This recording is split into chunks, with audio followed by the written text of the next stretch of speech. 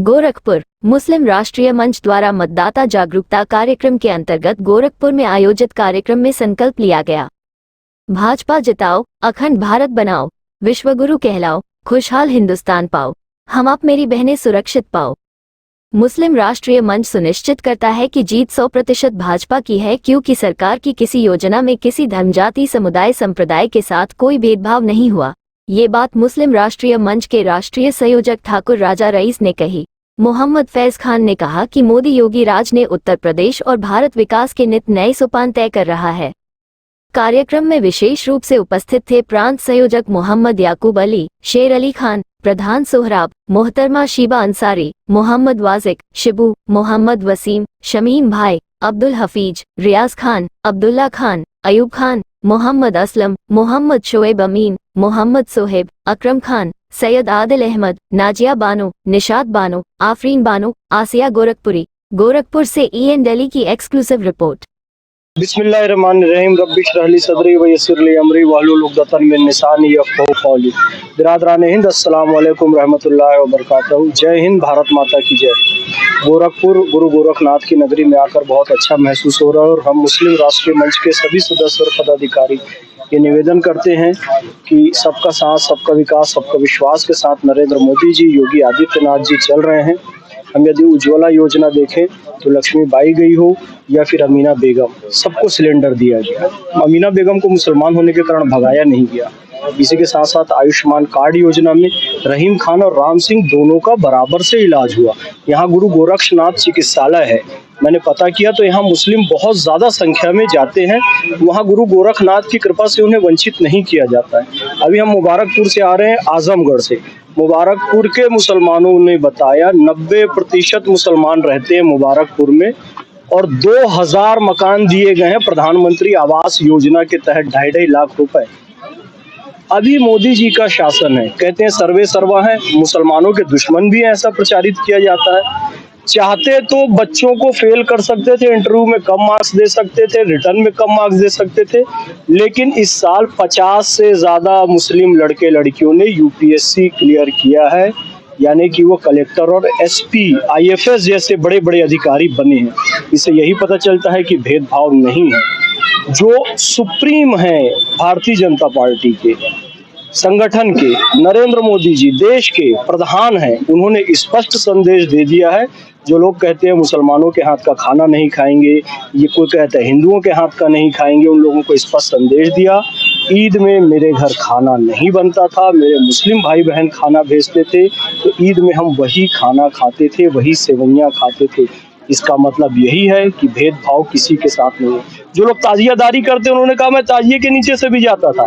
अभी 3 दिन पहले का इंटरव्यू देखिए अंजना ओम कश्यप जी के साथ, उन्होंने कहा है कि फिलिस्तीन के पक्ष में मैंने एक टीम भेजी इजराइल के पास कि इजराइल वालों, रमजान के महीने में गाजा पट्टी और फिलिस्तीन पर बमबारी बंद करो।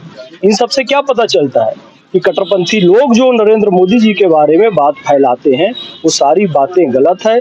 अल हिकमत व ज़ल्लतुल मोमिन फहसो वज़हा अहक्को बिहा।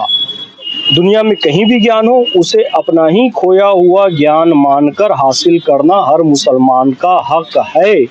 और हर तरह का ज्ञान जब डॉक्टर APJ अब्दुल कलाम साहब ने हासिल किया, यही BJP और RSS ने उन्हें भारत रत्न भी दिया और राष्ट्रपति भी बनाया। इसलिए मेरा निवेदन है कि तीसरी बार भी नरेंद्र मोदी जी को और भारतीय जनता पार्टी को अवसर दिया जाए, ताकि जो विकास के कार्यक्रम हैं वो चलते रहें। किसी के 8000 12000 के बहकावे में ये नहीं कि जो उज्ज्वला योजना चल रही है, 2.5 लाख रुपए घर का मिल चुका है, बन चुका है, वो सब भी चला जाए। इसलिए हम बहके और बहकाए नहीं, महके और महकाए। इसी संदेश के साथ मुस्लिम राष्ट्रीय मंच आज इस पवित्र नगरी गोरखपुर में आया हुआ है। ऐसा है, मुस्लिम राष्ट्रीय मंच पूरे उत्तर प्रदेश में भारतीय जनता पार्टी जिताने के लिए प्रत्येक कार्यकर्ता लगा हुआ है और भारतीय जनता पार्टी मुसलमानों को भारत का नागरिक मानती है, ना कि अपना वोट बैंक। कांग्रेस, सपा, बसपा सारी पार्टियां मुसलमानों को वोट बैंक मानती है। भारतीय जनता पार्टी एक ऐसी पार्टी है कि उसने सिद्ध किया है APJ अब्दुल कलाम को राष्ट्रपति बना करके, मुख्तार शाहनवाज और यहाँ तक कि पसमंदा समाज को अभी राज्यसभा मंसूर साहब को भेजा है और अंसारी समाज का कैबिनेट का मंत्री बनाया। और 994 नगर निकाय में हमने वहाँ लखनऊ में चुनाव लड़वाया। इसलिए भारतीय जनता पार्टी कोई पक्षपात नहीं करती है, मुसलमानों की पार्टी है, पक्षपात कोई नहीं करती, इस्लामिक पार्टी पे चलती है। चाहे ट्रिपल तलाक का मामला हो, अर्थ से फर्ज तक खेलती थी, लेकिन ट्रिपल तलाक को हटा करके मुस्लिम महिलाओं को सम्मान देने का काम भारतीय जनता पार्टी ने किया है। अभी सबका साथ सबका विकास जी। एक नारा है, हाँ हाँ, और दूसरा नारा है अब की बार 400 पार।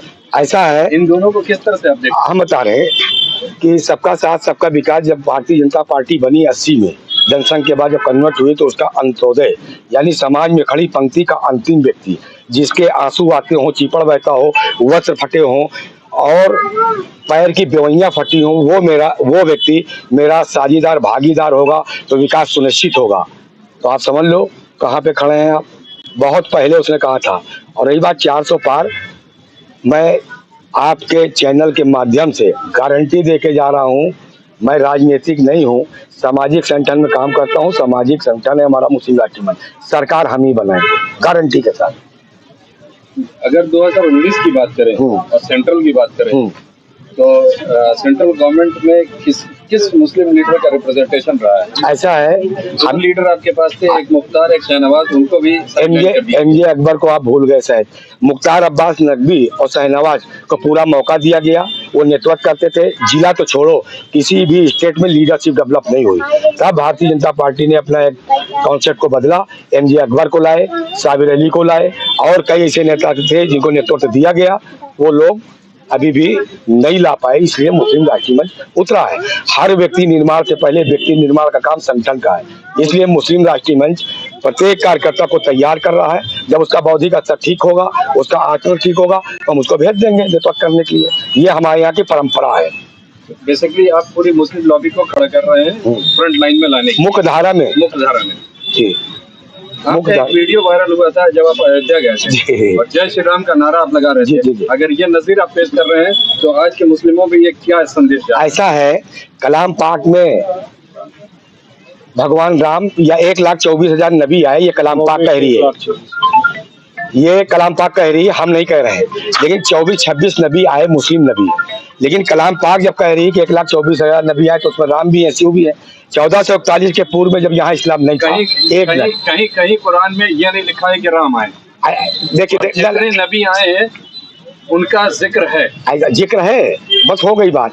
राम मेरा कहना नहीं है, जय श्री राम का जिक्र ऐसा है, भारत में पहली मस्जिद 1441 के पूर्व में पहली मस्जिद केरल के हिंदू राजा ने दिया। तो ये तो मानते हो ना कि व्यवहारता के कारण, अमन के कारण, सुकून के कारण इस्लाम है।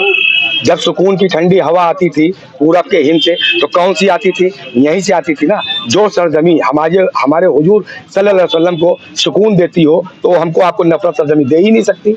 सबसे बड़ी चीज तो इस आइडियोलॉजी का चल रहा है ना। आज के दौर में जब 2014 के बाद एक सीधी लाइन खींच दी गई है हिंदू और मुसलमानों में, आपके शीर्ष नेता बीजेपी के हर जगह हिंदुत्व की बात करते हैं, खासतौर से यूपी के सीएम या बड़े बड़े केंद्रीय मिनिस्टर, और उसमें आप एक मुस्लिम मंच लेकर के आगे आते हैं और आप ही ये नजीर पेश करते हैं कि जय श्री राम का नारा लगा करके लगातार आप जा रहे हैं। जी जी। और वहाँ तो हमने गंगा जमुना तहजीब जो लोग मुंह से बोलते हैं वो तो हमने करके दिखा दिया। 350-500 मुसलमान थे, 350 मुसलमानों का रजिस्ट्रेशन हुआ, अंदर गए, अदब के साथ उनकी जियारत समझ लो या दर्शन समझ लो, बहुत अदब के साथ। तो वहाँ के लोगों ने भी कोऑपरेट किया। वहाँ के ऊपर सारी बहुसंख्यक जो जनता थी रोकी गई और मुसलमानों को सम्मान दिया गया। इसके लिए तो फख्र से कहना चाहिए। अगर आपके फख्र की बात करते हैं तो हम वाजपेयी साहब का वो जिक्र याद कर देते हैं कि वाजपेयी साहब स्टेज के ऊपर मौजूद थे और मुख्तार अब्बास नकवी भी मौजूद थे, और जय श्री राम का नारा लगा था, मुख्तार अब्बास नकवी ने नारा लगाया था और वाजपेयी साहब ने ऑन रिकॉर्ड बोला था कि तुम मुस्लिम हो, तुम अपना धर्म क्यों बर्बाद कर रहे हो। बिल्कुल वो नजीर थी या ये नजीर है? बिल्कुल सही कहा था उन्होंने। मुसलमान को जय श्री राम का नारा नहीं बोलना चाहिए, नहीं बोलना चाहिए। लेकिन जब एक गाय गोरखपुर में काटी जाती है तो लखनऊ दिल्ली हिलती है। एक अरब 15 करोड़ लोगों को सीधे चुनौती देते हैं, सीधे चुनौती देते हैं। और कलाम पाक में कहा गया है, सूरह बकरा जो 286 आयते हैं, बकर गाय को कहते हैं, गाय अगर इतनी अजीम होती तो सऊदी अरब में उसकी कुर्बानी दी जाती। मुसलमानों को यही संदेश दिया जा रहा है जय श्री राम बोल करके कि 1 अरब 15 करोड़ लोग बोलने वाले हैं, लेकिन जो कट्टर मुसलमान है उनको मुख्य धारा से जोड़ने के लिए ये उनको दिखा रहा हूँ। तो जो हिंदुत्व कहता है, हिंदुत्व में 2 शब्द है, ता और वाह। तो भावात्मक संज्ञा का प्रतीक है। हिंदुत्व का अर्थ है भारतीयतम, अठातम, भारत का सांस्कृतिक राष्ट्रवाद। यही संस्कृति है मुसलमानों की, जो जा करके 350 लोगों ने अपने नबी के या पैगंबर जो भी समझ लीजिए दर्शन किए।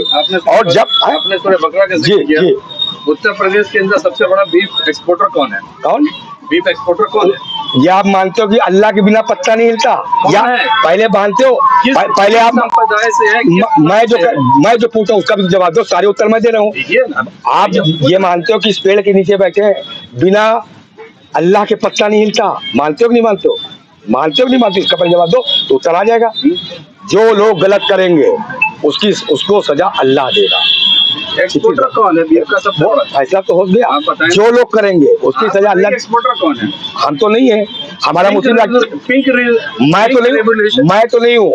जब हुजूर सल्लल्लाहु अलैहि वसल्लम ने जगह जगह पे हदीस दी कि पेड़ पौधे, पशु पक्षी अल्लाह की रहमत है, इन पे रहम करो, तुम पे रहमत होगी। कोई मुसलमान या कोई बहुसंख्यक समाज के बीच का आदमी गाय काटता है, अगर बहुसंख्यक समाज काटता है तो गाय रुद्रों की माता है, दिव्यों की पुत्री है, वसियों की बहन है, वो अपनी माँ बहन को काट रहा है, गाय को नहीं काट रहा। गोवा के अंदर वो वैलिड है, यूपी के अंदर इनवैलिड है। आप मानते हो देश संविधान किससे चल रहा है? आप मानते हो इस चीज को?